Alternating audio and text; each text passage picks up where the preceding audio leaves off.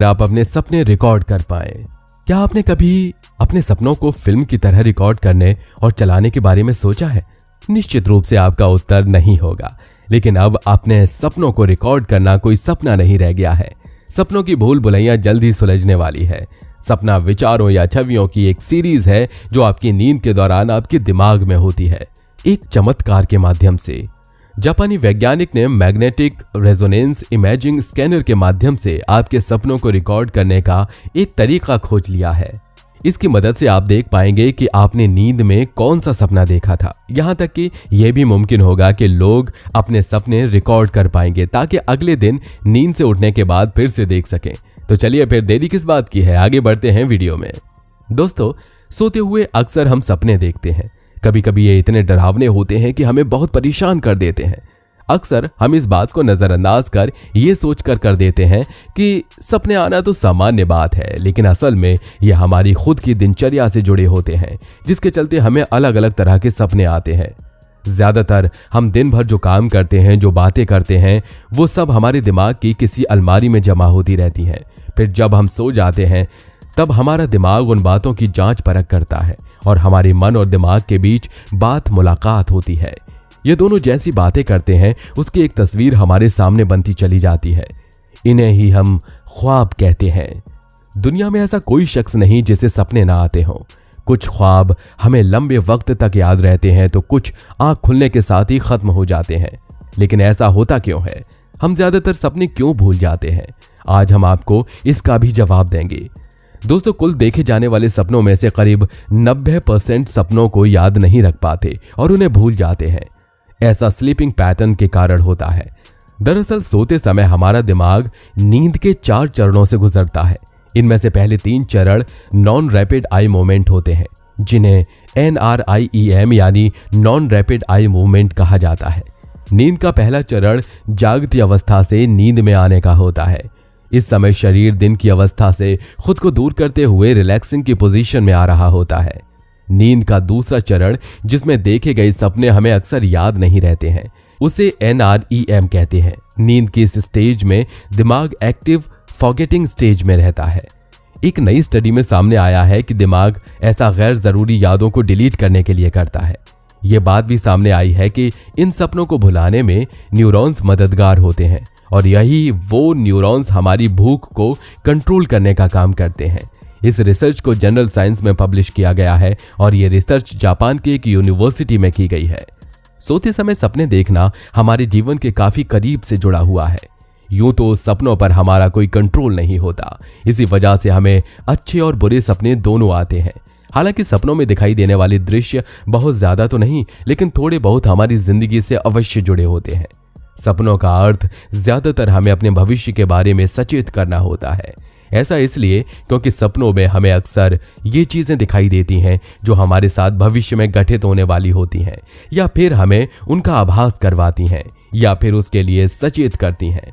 एक तरह से सपने में दिखने वाली हर चीज अपने आप में एक संकेत करती है।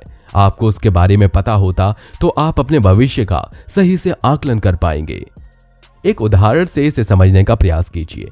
क्या आपको ऐसा कभी लगा है कि जो चीज आपके साथ वर्तमान में घटित हुई है वो आपके साथ पहले भी कभी हो चुकी है, या फिर उस चीज के होने के बाद आपको लगता है कि आपको शायद पता था कि ये ऐसा ही होगा, या आपने ये पहले भी अनुभव किया है, लेकिन कैसे? दरअसल ये आपने अपने सपने में ही देखा था जिसे आप भूल गए थे, लेकिन जब ये घटना आपके साथ घटित हो जाती है तब आपको उसका दोबारा आभास होता है। दोस्तों, ज्यादातर लोगों को ये सपने याद नहीं रहते।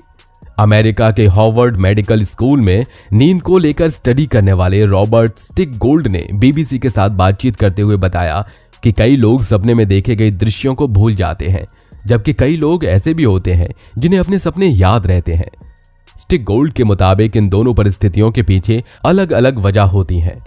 रॉबर्ट स्टिकगोल्ड की माने तो जो लोग एक निश्चित समय पर सोते हैं और अलार्म बजने के बाद उठकर तुरंत ऑफिस जाने की तैयारी में लग जाते हैं, ऐसे लोगों को सपने याद रखने की संभावना बहुत कम होती है। वहीं दूसरी ओर जिन लोगों के पास ज्यादा काम नहीं होता और नींद खुलने के बाद भी आंखें बंद किए रहते हैं, उन्हें सपने भूलने की संभावना बहुत कम होती है। आपको बता दें कि कई रिपोर्ट्स में यह भी कहा जाता है कि जो लोग सपने भूल जाते हैं वे मानसिक रूप से स्वस्थ होते हैं, जबकि जिन लोगों को कई सपने याद रहते हैं वे मानसिक रूप से थोड़े अस्थिर हो सकते हैं। आपको बता दें कि अब सपने रिकॉर्ड करना होगा आसान, क्योंकि डिजिटल दौर में कुछ भी असंभव नहीं। इस डिजिटल युग में विज्ञान और प्रौद्योगिकी में लगातार हो रही खोज और प्रयोगों ने सभी सीमाएं पार कर ली हैं, जिससे हर संभव लक्ष्य हासिल करना संभव हो गया है। दूसरे शब्दों में कहें तो कुछ भी असंभव सा नहीं रह गया। साइंस और टेक्नोलॉजी के इस युग में ऐसा लगता है कि मनुष्य एक जादुई परिवर्तन के दौर से गुजर रहा है, जहां हर चीज संभव है। बता दें कि सपने पढ़ने वाली मशीन के साथ नींद के दौरान दिमाग में चल रही तस्वीरों या ख्यालों को डिकोड करने के लिए वैज्ञानिकों ने एल्गोरिदम में एकीकृत किया है, जो सपनों को एकत्र कर फिर से तैयार करता है। एल्गोरिदम की बात करें तो इसका उपयोग मस्तिष्क से डेटा को उपयुक्त छवियों में एकीकृत करने के लिए किया जा सकता है। वैज्ञानिकों ने जिस रूप का इस्तेमाल किया है वो ये है कि जब हम नींद के दौरान सपने देखते हैं तो मानव मस्तिष्क हार्मोन को पैदा करता है।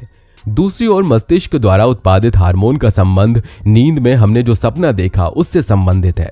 अध्ययनों के अनुसार वैज्ञानिकों ने सपनों को पढ़ने वाली मशीन के लक्ष्य को प्राप्त करने के लिए 2 तकनीकों का उपयोग किया है। पहली तकनीक में एक व्यक्ति को एमआरआई मशीन में सोने के लिए कहा गया और कुछ सपने देखने की अनुमति दी गई। वैज्ञानिकों ने ईईजी रीडिंग का उपयोग ये जानने के लिए किया कि वो व्यक्ति ने सपने देखना कब से शुरू किया। अगले चरण में वही व्यक्ति जाग गया और उसे याद करने के लिए कहा कि वो किस बारे में सपना देख रहा था। इस तरह किया गया प्रयोग और ये बताया गया कि प्रत्येक व्यक्ति के लिए इस प्रक्रिया को लगभग 200 बार दोहराया गया था।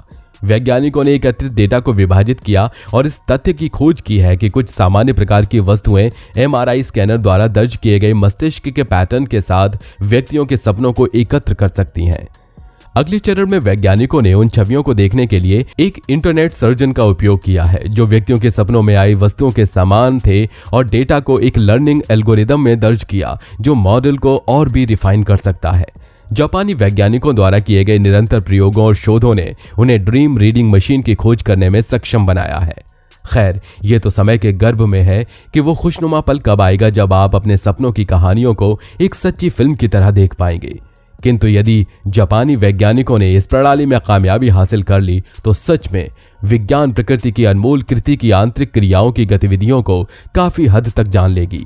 लेकिन अगर ऐसा हुआ तो एक सवाल सबके मन में जरूर क्या आएगा कि अगर किसी ने हमारी इस डिजिटल सूचना को हैक करने का तरीका ढूंढ लिया, वे हमारे विचार में शामिल हुए हमारे लिए गए दस्तावेज को प्रभावित कर सकते हैं या हमें किसी गलत विचार को लीक करके ब्लैकमेल भी कर सकते हैं, तो शायद हमारे सपनों की सबसे अच्छी जगह हमारे मस्तिष्क में ही है। हमारे लिए ये पता लगाना ज्यादा सही रहेगा कि सपनों को दांव पर लगाना सही होगा। न्यू साइंटिस्ट में छपी खबर के मुताबिक वैज्ञानिकों का कहना है कि ब्रेन स्कैनर की सहायता से उन लोगों के सपनों को देखा जा सकता है जो अपने सपनों पर कंट्रोल कर सकते हैं।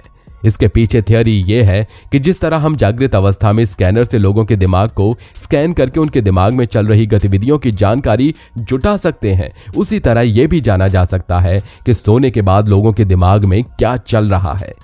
तो दोस्तों, हमें उम्मीद है कि सपनों की दुनिया के बारे में जानकर आप अच्छे से समझ गए होंगे, और ऐसी इंटरेस्टिंग वीडियोस देखने के लिए वीडियो को लाइक और हमारे चैनल अर्थ एडवेंचर को सब्सक्राइब जरूर कर लें।